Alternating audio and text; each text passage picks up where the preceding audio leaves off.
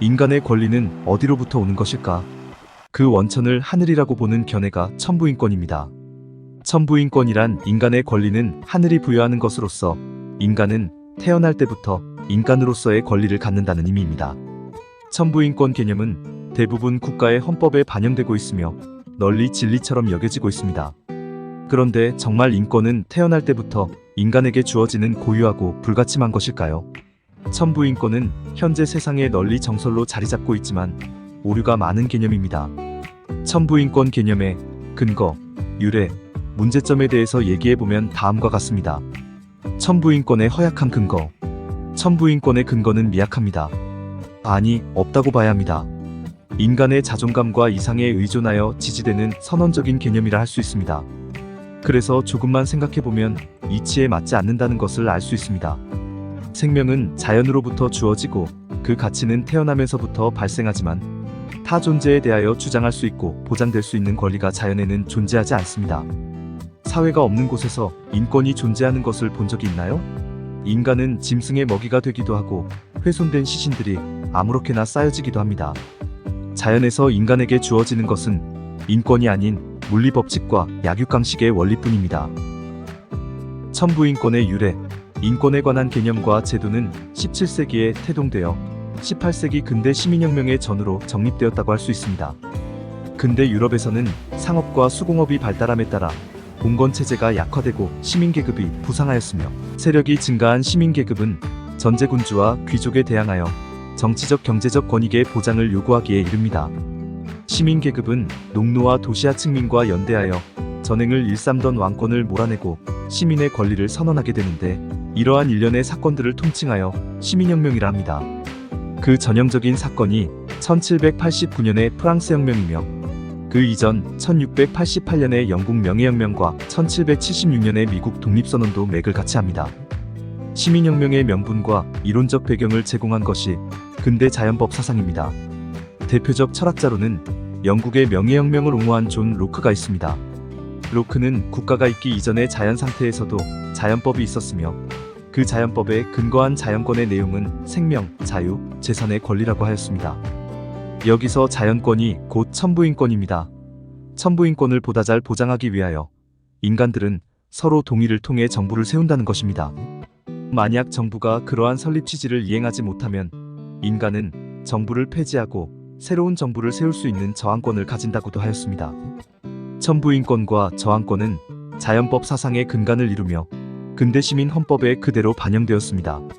자연법 사상이 인권은 타고나는 것이라 하며 천부인권을 주장한 것은 왕권 신수설을 주장하며 법 위에 서고자 했던 당시의 왕권보다 인권을 더 높은 곳에 두어서 권력의 자의적 인권 침해를 막기 위한 명분과 권위를 부여하기 위한 의도가 반영되었던 것으로 보입니다. 천부인권의 문제점. 천부인권은 인권의 가치를 절대적인 위치에 올려놓고 있어서 일견 인권 보장에 크게 기여하는 개념으로 느껴지지만 실제적으로는 오히려 인권 보장이 제대로 되지 못하게 만드는 문제점을 지니고 있습니다. 그 세 가지를 꼽아보면 다음과 같습니다. 1. 구성원에 의한 인권 침해의 취약. 인권의 원천을 하늘로 보는 데서 비롯되는 인권의 특성은 네 가지로 요약됩니다.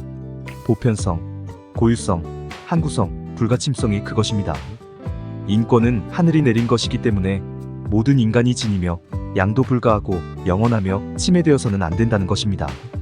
인권이 이러한 특성으로 규정되는 것은 인권은 어떤 사람에게도 어떤 경우에도 존중되어야 한다는 인식을 갖게 하며 인권의 가치가 초법적인 것으로까지 과대평가되도록 만듭니다. 이러한 인권의 신성화는 인권을 침해하는 인간의 인권 때문에 인권 침해를 단죄하지 못하여 정작 선량한 인권을 제대로 지키지 못하는 모순을 초래하는 경향을 갖게 합니다. 왕권이나 공권력과 같은 권력이 자의적으로 인권을 침해하는 것에는 천부인권 개념이 효과적인 방어력을 가지나 인권의 보호 대상인 시민이 범죄자가 되어 인권의 침해 주체가 되는 경우에는 천부인권이 효과적 대응력을 갖지 못하고 오히려 대응을 약화시키는 힘으로 작용하는 것입니다. 결국 천부인권은 인권을 신성화하여 구성원 간의 인권 침해에 적절히 대응하지 못하게 만드는 역효과를 발생시키고 있습니다. 이 인권에 대한 사회적 역할 제약. 천부인권은 인권을 고유하고 침범할 수 없는 것으로 보기 때문에 인권에 대한 사회의 역할은 인권 침해 방지에 방점을 두게 합니다. 하지만 실제로 인권이 보장되기 위해서는 사회에 적극적인 인권 보호 조치가 있어야 합니다. 인권 보호와 인권 침해 방지는 같은 말 같지만 차이가 있습니다. 인권 보호를 중시하면 인권 보호 과정에서 의도치 않게 발생하는 인권 침해에 대한 방지는 후순위로 두지만, 인권 침해 방지를 중시하면 인권 보호 과정에서 의도치 않게 발생하는 인권 침해라도 그에 대한 방지를 인권 보호보다도 우선순위로 두게 됩니다. 예를 들어 거리에서 시민을 일방적으로 폭행하고 있는 범법자가 있다고 하면 경찰은 시민의 인권 보호를 위해서는 범법자에게 신체적 고통이 가해지더라도 강한 물리력으로 신속하게 제압해야 하지만, 범법자에 대한 인권 침해 방지를 위해서는 시민이 좀 더 폭행을 당하더라도 범법자에 대하여 폭력을 가하지 않는 선에서 제압하려 한다는 것입니다. 만약 범법자가 여성이라면 성추행이 되지 않도록 문제가 없는 신체 부위만을 접촉하며 제압하려는 태도를 갖게 된다는 것입니다. 결국 천부인권은 사회에 의한 인권 침해를 우려하여 사회가 인권 보호에 소극적인 자세를 갖게 하는 부작용을 낳게 합니다. 3. 인권에 상응하는 의무의 대비미약. 인권이 보장되기 위해서는 의무와 인권 제한이 필수적으로 병행되어야 하지만, 천부인권은 인권의 불가침성만 강조할 뿐 인권이 보장되기 위해서 있어야 할 의무와 인권 제한의 필요성 및 근거는 대비시키지 않고 있습니다. 이것은 현실에서 인권을 실현하는 것을 불완전하게 하는 요인이 되고 있습니다. 오히려 의무와 인권 제한을 필요악으로 여기고 최소화해야 한다는 잘못된 주장의 근거로 천부인권이 활용되게 하고 있습니다. 인권은 의무의 수행에 의하여 성립되고 그 위에서 존재하는 것임에도 불구하고 의무와는 별개로 단독적으로 성립되고 고유하게 존재하는 것으로 오해하게 만들고 있는 것입니다. 그렇다면 인권의 원천은 어디에 있는 것일까요? 이 역시 논리적 추리를 통하여 구할 수 있습니다. 추리의 시작은 권리의 기본 의미로부터 출발해야 할 것입니다.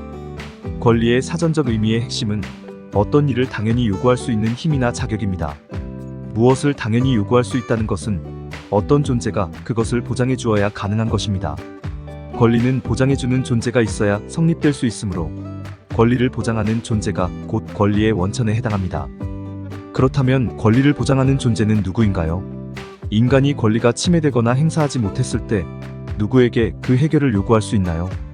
바로 사회입니다. 권리가 침해되었을 때 사회가 침해 요인을 해소하고 침해 유발자를 처벌합니다. 만약 사회가 없다면 어떻게 될까요?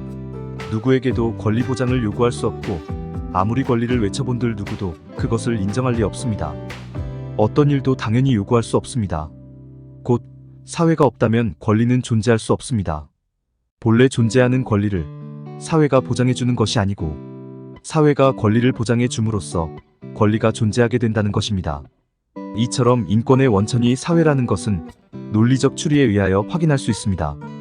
이에 따라 인권의 원천을 뜻하는 개념을 한 단어로 표현하면 천부인권이 아닌 사회인권이라고 할 수 있습니다. 사회인권이란 인간의 권리는 인간이 모여 이룬 사회에 의하여 형성되는 것이며 사회의 목적인 구성원의 좋은 삶이 구현될 수 있도록 인권의 조건과 내용이 결정되고 보장되어야 한다는 의미를 갖습니다. 간단히 말해 인권은 사회로부터 나온다는 것으로서 인권의 원천을 사회에 두는 것입니다.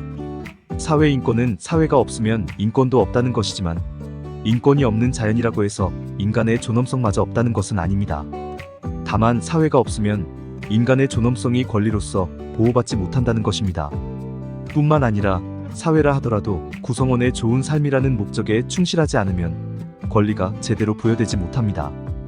따라서 사회인권이란 부패나 무능으로 정의롭지 못한 사회에서는 구성원이 권리를 제대로 보장받기 어렵다는 의미이기도 한 것입니다. 이처럼 권리의 원천은 사회이지만 좀 더 구체적으로 보면 특정한 활동들이 수행되어야만 권리가 발생할 수 있습니다. 그것이 모두 수행되어야 권리가 발생되기 때문에 이를 권리의 발생 조건이라 할 수 있습니다. 그것을 정리해보면 다음과 같습니다. 권리의 발생 조건 3가지. 1. 사회의 형성과 규칙 수립. 2. 구성원의 의무 수행. 3. 사회의 권리 보장 활동. 즉, 먼저 사회가 형성되어 구성원의 좋은 삶이라는 목적을 달성하기 위한 규칙을 세워야 하고, 구성원은 사회 규칙을 지키는 것을 중심으로 정해진 의무를 수행해야 하며, 사회는 규칙에 따라 사회를 운영하고 규칙 위반 행위를 적극적으로 통제해야 합니다. 이 3가지 조건, 규칙 수립, 의무 수행, 권리 보장 모두가 중요합니다. 세 가지 조건 중 어느 하나라도 잘못되거나 미흡하면 권리가 제대로 보장되기 어렵습니다. 또한 세 가지 조건의 이행 정도에 따라 누릴 수 있는 권리의 수준이 결정됩니다. 결국 권리는 인간 자체가 지니고 있는 것이 아니고 사회가 부여하는 것으로서 모든 인간에게 자연적으로 주어지는 것이 아니라 사회 안에서 의무를 수행하는 구성원에 대해서만 조건적으로 주어지는 것입니다. 즉, 권리를 갖는 주체인 구성원과 권리를 부여하는 주체인 사회가 각기 노력하여 조건을 충족시켜야만 보장될 수 있는 것입니다. 또한 권리의 원천을 어디에 두느냐에 따라 권리의 세부 내용도 달라지게 됩니다. 인권의 원천을 하늘로 보느냐, 사회로 보느냐에 따르는 인권 개념의 주요 차이를 대비해보면 다음과 같습니다. 천부인권과 사회인권의 차이. 1. 인권을 가질 자격. 천부인권에서는 인간은 누구나 신성불가침의 인권을 타고나는 반면 사회인권에서는 의무를 수행하는 구성원만 인권을 갖게 됩니다. 즉, 자격을 갖춘 인간에게만 인권이 주어지는 것입니다. 의무를 수행하지 않는 인간에 대해서는 인권이 제한되거나 박탈되게 됩니다. 천부인권에서 인권은 절대적이지만 사회인권에서 인권은 조건적입니다. 2. 인권의 효력 범위. 천부인권은 공익 등을 위하여 인권을 제한하는 경우에도 인권의 본질적인 내용은 침해할 수 없으나 사회인권은 인권이 타인의 권리나 공익을 침해하는 경우는 본질적으로 권리의 내용에 포함될 수 없습니다. 즉, 사회인권에서 인권은 타인의 권리나 공익을 침해하지 않는 범위에서만 효력을 갖는다는 것입니다. 3. 인권의 내용 설정 기준. 천부인권은 인간이라는 존재가 타고나는 존엄성을 존중하기 위한 내용으로 권리가 설정되는 반면 사회인권은 구성원의 좋은 삶이라는 사회의 목적을 달성하기 위한 내용으로 권리가 설정됩니다. 천부인권은 개별 인간과 천성에, 사회인권은 사회 속의 인간과 좋은 삶에 인권의 초점을 맞추게 됩니다. 그래서 천부인권은 인권의 내용을 사회와 충돌되고 모호해지게 하는 반면 사회인권은 사회와 조화되고 명확해지게 합니다. 이와 같은 대비를 통하여 권리의 실체와 일치하는 개념은 바로 사회인권이라는 것을 확인할 수 있습니다. 그렇다면 왜 천부인권이 정설로 인식되게 되었을까요? 근대 들어서 왕권의 횡포로부터 시민의 권리를 확보하기 위하여 왕권보다 더 높은 권위의 천부인권 개념이 주창되었고 그를 이념적 기반으로 하는 시민혁명이 일어나 여러 나라로 확산되었으며 이에 따라 세계 주요 국가의 입법 정신에 천부인권 개념이 반영되고 인권을 중시하는 민주주의의 발전과 함께 자연스레 단단히 자리 잡게 된 것이 그 배경 원인으로 추정됩니다. 이러한 과정에서 천부인권은 왕권의 자의적 전횡과 계급 제도에 의하여 위축되었던 대다수 서민의 인권 수준을 정상화시키는데 크게 기여한 긍정적인 측면이 있습니다. 그렇지만 현대에 들어서는 오히려 천부인권이 인권 보장에 장애가 되는 상황들이 초래되고 있습니다.